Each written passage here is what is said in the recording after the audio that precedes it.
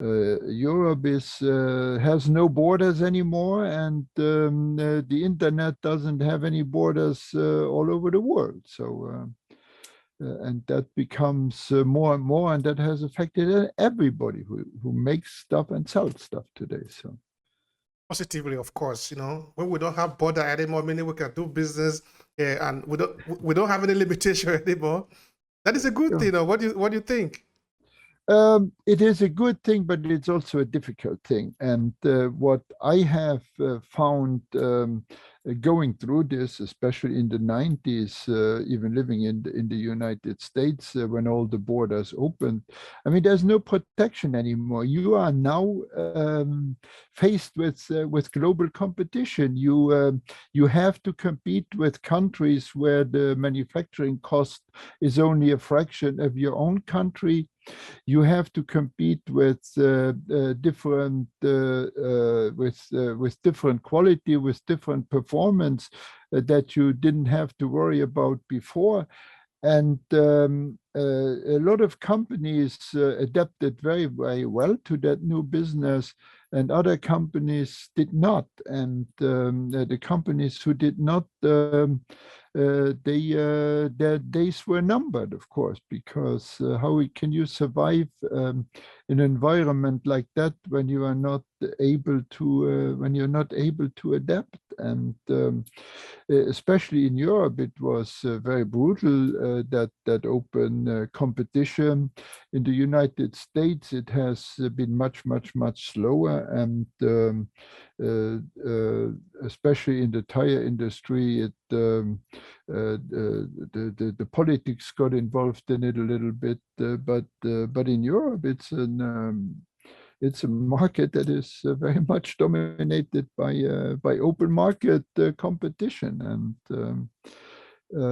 now all of a sudden those countries who paid much higher wages had to figure out other ways to compete, and a lot of them did. And actually, a lot of them use what I was talking about earlier, lean manufacturing, and similar things.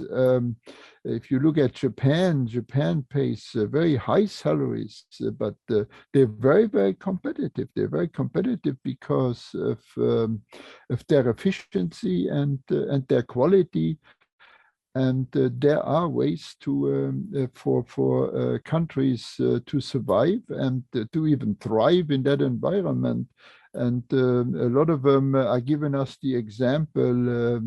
Like the German car industry is always a big one for me. They have always thrived on their performance, on their quality, and but also make no mistake, they are extremely efficient. I have had the chance to visit some.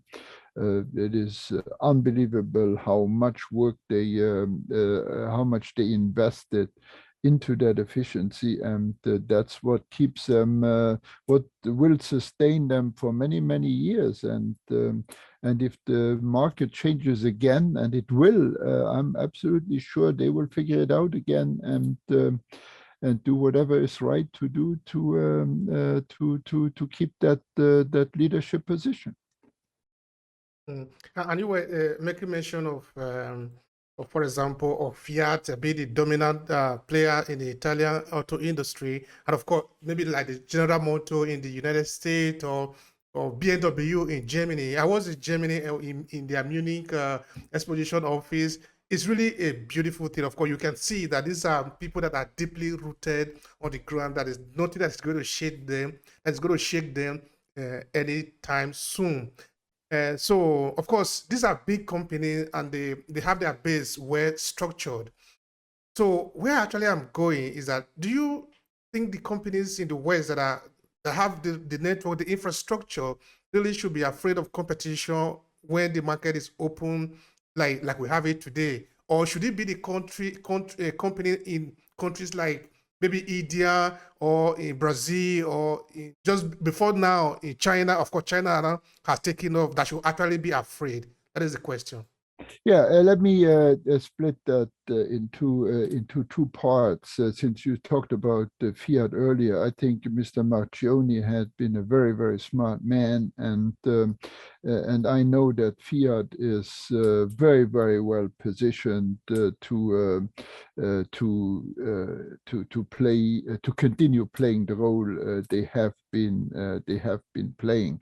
Mr. Marchioni did not walk away from big challenges, and he took them right on. And I think he made the right decisions. A lot of the things that he started have not matured yet. I believe that Fiat, just like many other global players in the car industry, are well positioned to maintain the position they have had. But what I always told the engineers, and here's an important point. Yes, companies have outsourced to countries with lower labor costs, but other countries have not. Other companies have been able to produce in their country and paying the labor and thriving that way. And a good example is the German car companies, and I hope that Fiat. I believe Fiat is on a similar track. But what I really had to live through, and I think we made the right decisions there too. And I still teach that every time I teach a workshop here in the United States.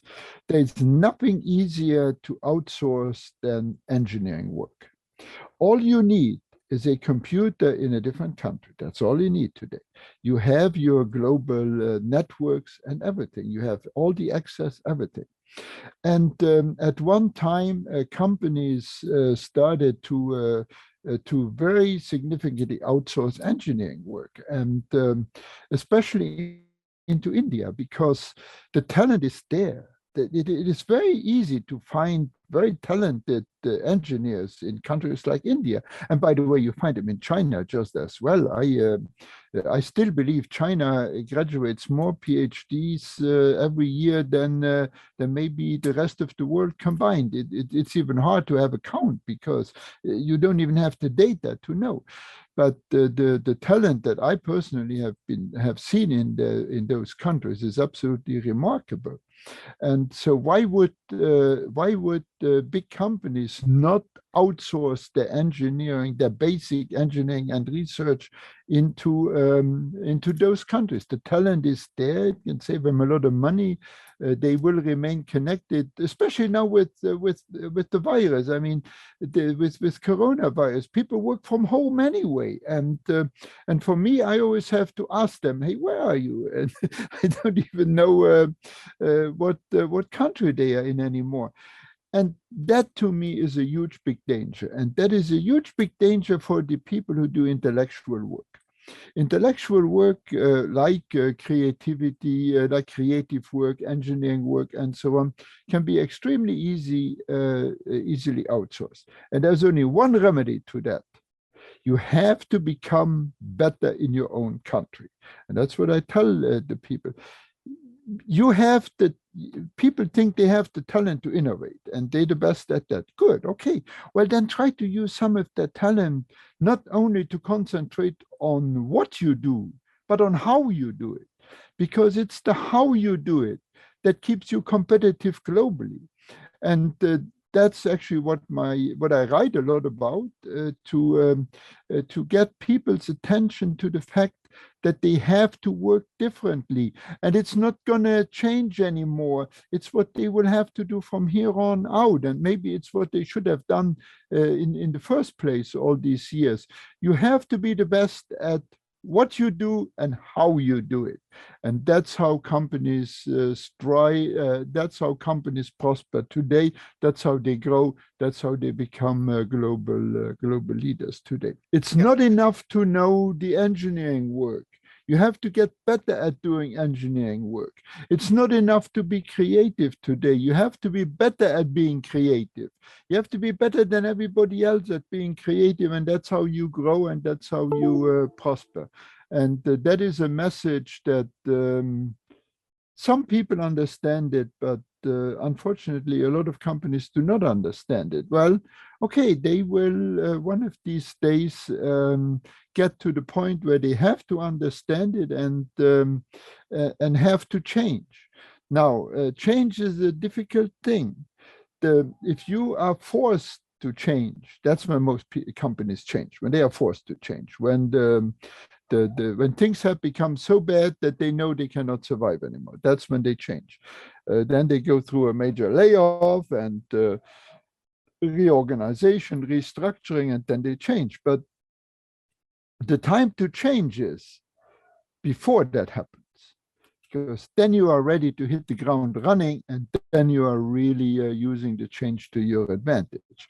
And it's very, very, very hard to convince companies that it's time to change when things are going well. And it's extremely hard. And I'm working with one client right now. I'm doing workshops, and I hear that every day. Why do we change? Why do you say we need to change? We're doing good.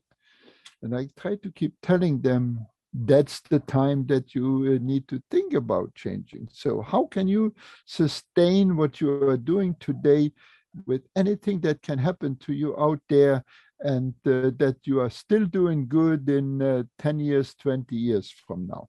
And as I said, extremely hard for companies to understand, but that is really what makes the great companies great companies, that they looked ahead a few years and made sure they had everything in place when the economy or the technology or whatever came about. And so I keep preaching that some people listen, some people will listen, some people will not listen. But that's my that's a pet subject of mine, by the way, as you may have noticed. So